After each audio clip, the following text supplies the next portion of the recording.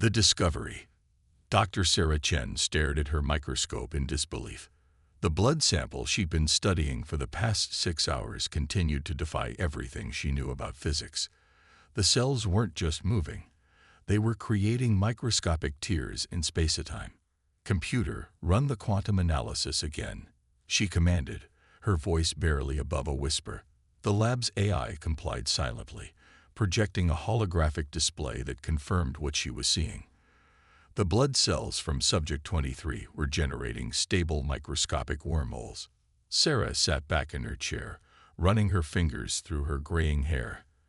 After 20 years studying genetic anomalies at the Lunar Research Institute, she thought she'd seen everything. But this was impossible. The sample came from a routine screening of long-haul space transport workers, people who spent years traveling between Earth's colonies at sublight speeds. The subject, James Martinez, had an otherwise unremarkable medical history. Except for one detail, his family had been space travelers for 6 generations, since the very first colony ships left Earth. A soft chime interrupted her thoughts. "Dr. Chen," the AI announced, "Director Williams is requesting your presence in the secure conference room." Sarah quickly encrypted her findings and locked down her lab. As she walked through the sterile white corridors of the lunar facility, her mind raced with implications. If human blood could generate stable wormholes, even microscopic ones, it could revolutionize space travel. The current ion drives took years to reach even the nearest colonies. But with this, the conference room door slid open to reveal not just Director Williams, but 3 stern-faced representatives from the Earth Defense Force. Sarah's heart sank. She hadn't even reported her findings yet. How did they know? "Dr. Chen," Williams said, his usual warmth notably absent, "please tell our guests about Subject 23. As Sarah began explaining, one of the EDF officers interrupted. "We've been tracking similar anomalies in other long-term spacefaring families, but none as strong as this. Do you understand what you found, Doctor?" Sarah met his gaze steadily. "I believe some humans have developed the biological ability to manipulate space-time at a cellular level. With proper research, we could." "With proper research," the officer cut in, "we could have faster-than-light travel without massive engines or exotic matter. Just a few special humans serving as biological hyperdrives." His smile didn't reach his eyes. "Congratulations, Doctor. You've just become part of humanity's most classified research project." But Sarah wasn't listening anymore. Her mind had caught on his choice of words, serving as biological hyperdrives. She looked at the armed guards by the door and realized with growing horror that she hadn't discovered a scientific breakthrough. She discovered something that would make certain humans the most valuable commodity in the galaxy. And she wasn't the only one who knew. The hidden truth. 3 months into the classified research program, Sarah watched through reinforced glass as James Martinez generated another controlled wormhole. His blood pressure spiked on the monitors, but the former transport worker remained focused, sweat beading on his forehead as a shimmering portal the size of a dinner plate materialized in the test chamber. Duration holding steady at 45 seconds, Sarah noted into her recorder. No signs of quantum instability. She didn't add that James was getting stronger with each test, or that 5 other subjects from spacefaring families had been recruited into the program. A shadow fell across her tablet. "Impressive progress," came a silky voice. Sarah turned to find Ambassador Venix of the Arcturus Confederation watching the test. The alien diplomat's iridescent scales shifted colors as they studied James with too many eyes. Though hardly surprising, Sarah had learned to hate that tone from the Arcturians. Ever since Earth's government had been forced to inform their closest alien allies about the discovery, the amphiboid species have been providing advisory support that felt more like supervision. The portal collapsed and James sagged in his chair, exhausted.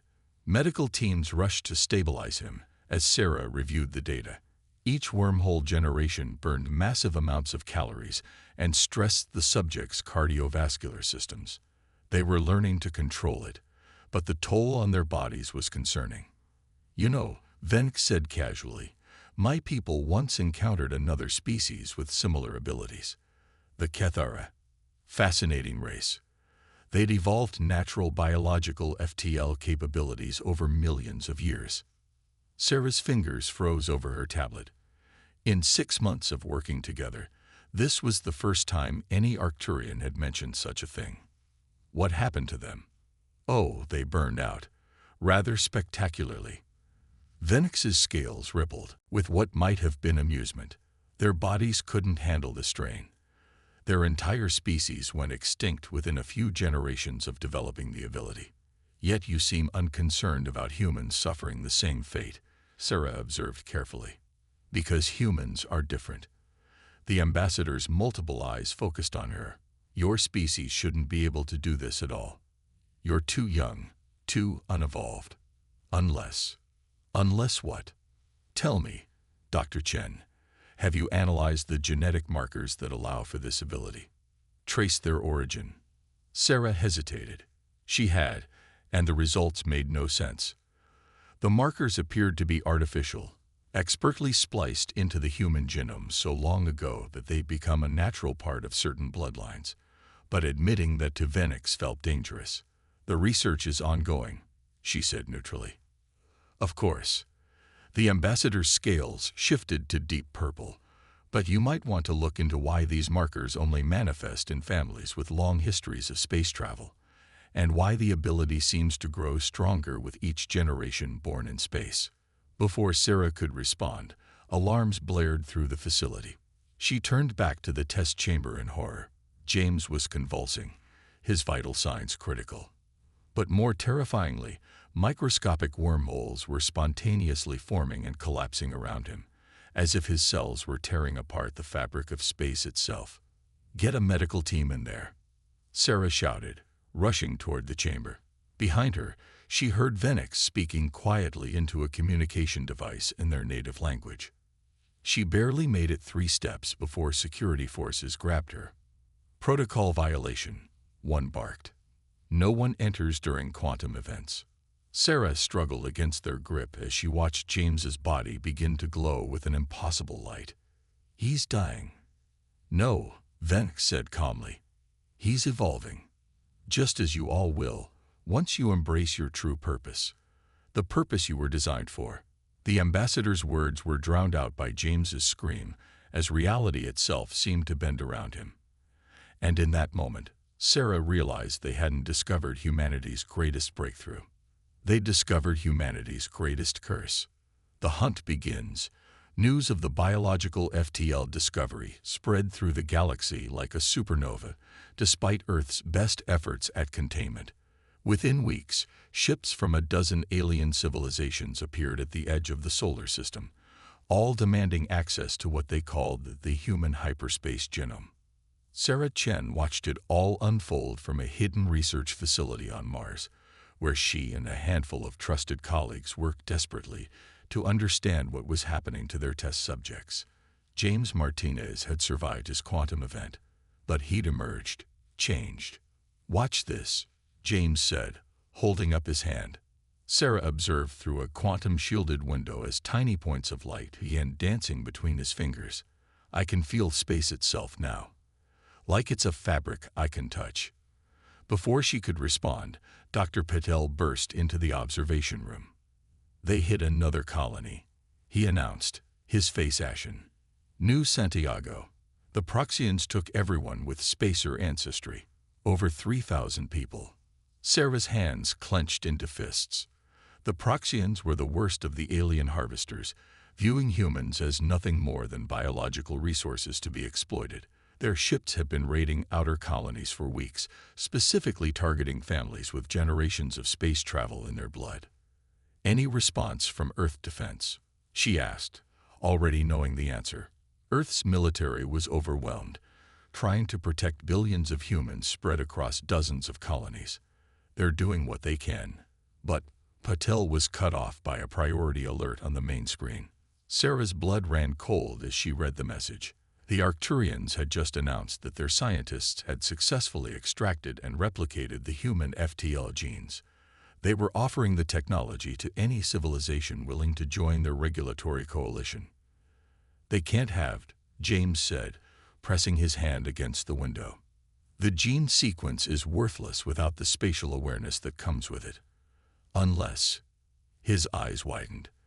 "They're not just taking DNA samples from their captives, are they?" Sarah shook her head grimly.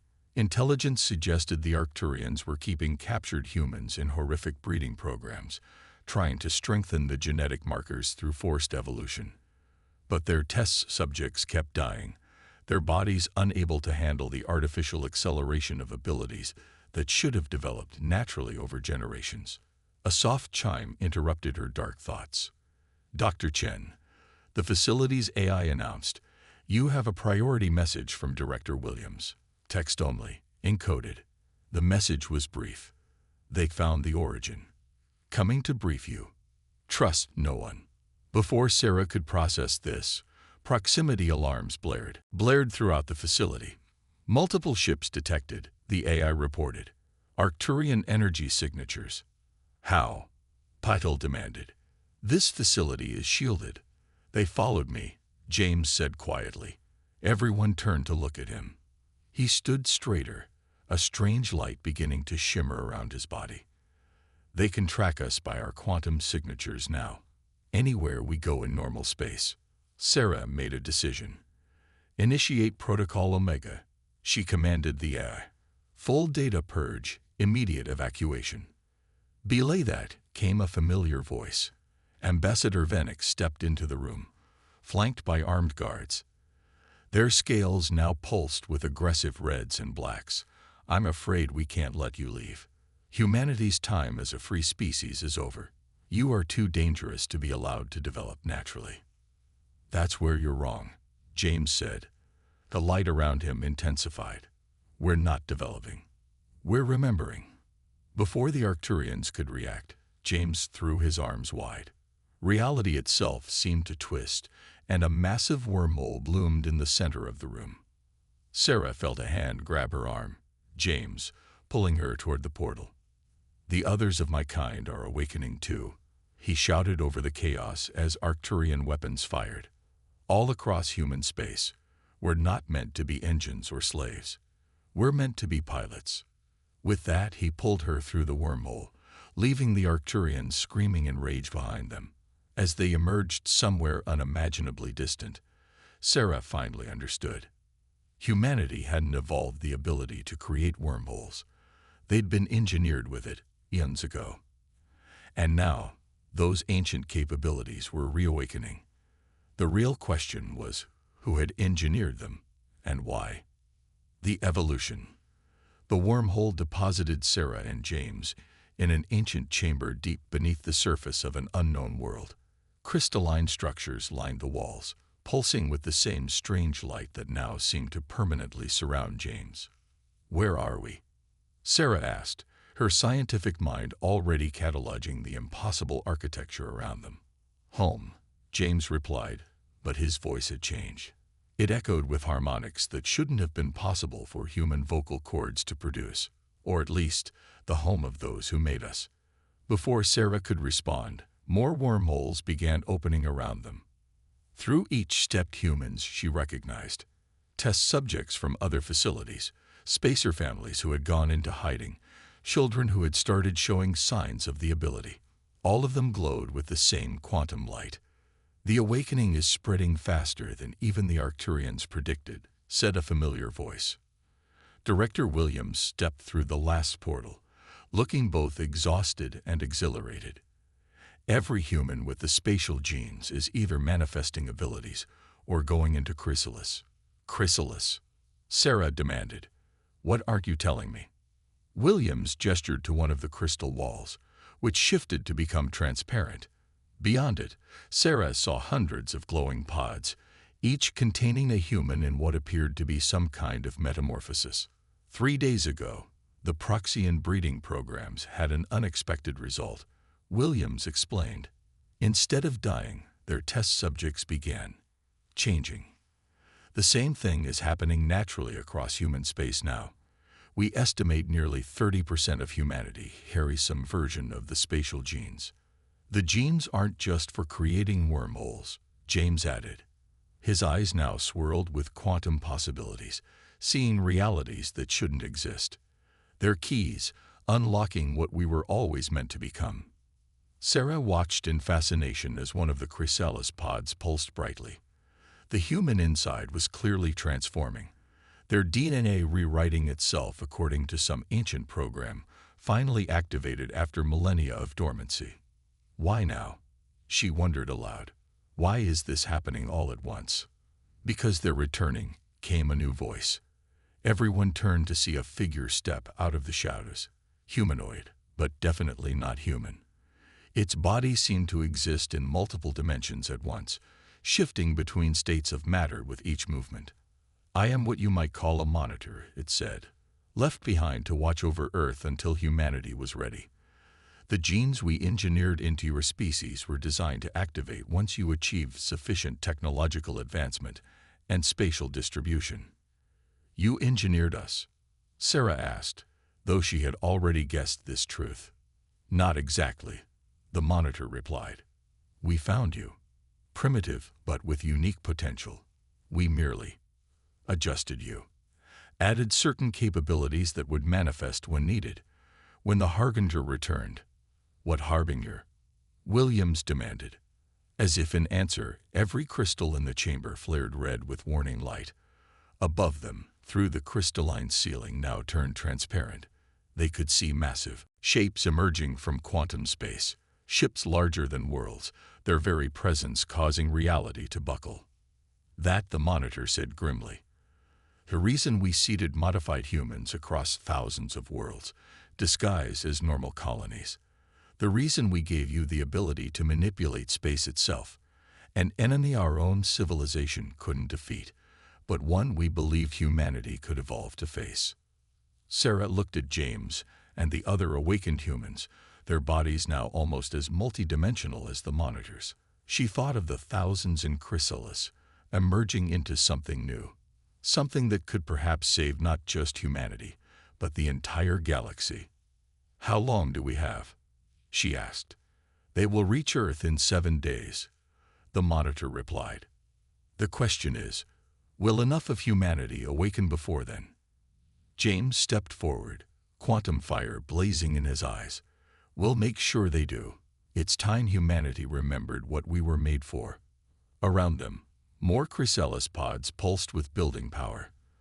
The next stage of human evolution was accelerating. But would it be fast enough to face what was coming? The awakening. The 7 days before the Harbinger's arrival passed like a fever dream. Across human space, millions entered chrysalis as the ancient genetic programming activated. The Arcturians and other alien powers withdrew their ships, watching in fear as humanity underwent its extraordinary metamorphosis. Sarah worked tirelessly in the crystalline chamber, analyzing data from the transformations while the monitor explained humanity's true purpose. Your species was unique, it told her. Your adaptability, your drive to explore space despite your biological limitations, these traits made you perfect candidates for the enhancement. Perfect candidates for becoming weapons, you mean? Sarah corrected, watching as James and other awakened humans practiced manipulating quantum space with growing mastery. Not weapons, the monitor corrected. Guardians. The Harbinger exists partially outside normal spacetime. It cannot be fought with conventional means. But humans, properly evolved, can perceive and interact with all levels of reality simultaneously. The alarm echoed through the chamber.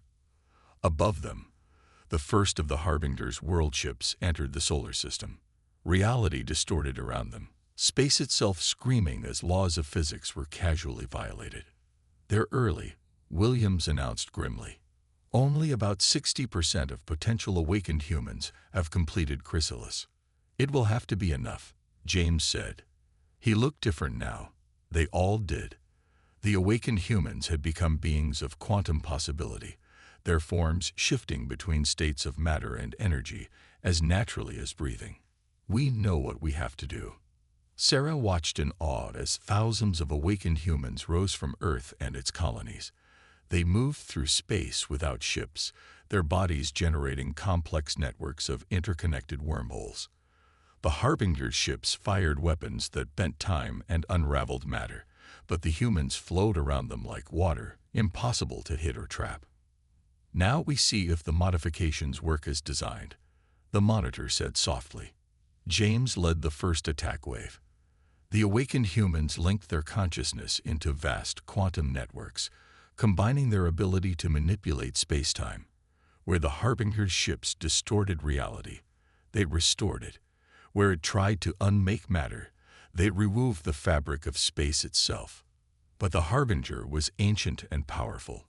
Its counterattack shattered moons and nearly ripped Earth's solar system apart.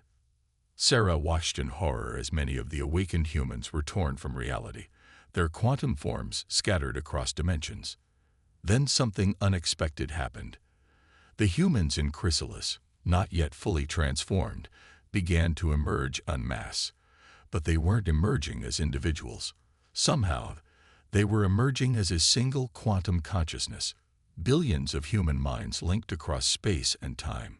"Impossible," the monitor whispered. The modifications were never meant to allow this level of synchronization. The unified human consciousness reached out across the solar system. Every awakened human felt the connection, adding their power to the whole. Even those lost to the Harbinger's attack were drawn back, reconstructed by the collective will of humanity. Sarah felt it too. The vast network of human minds working in perfect harmony. Through their combined perception, she finally saw the Harbinger for what it was, a cosmic parasite that fed on quantum possibilities, consuming realities to sustain itself. And she understood why humanity had been chosen as guardians.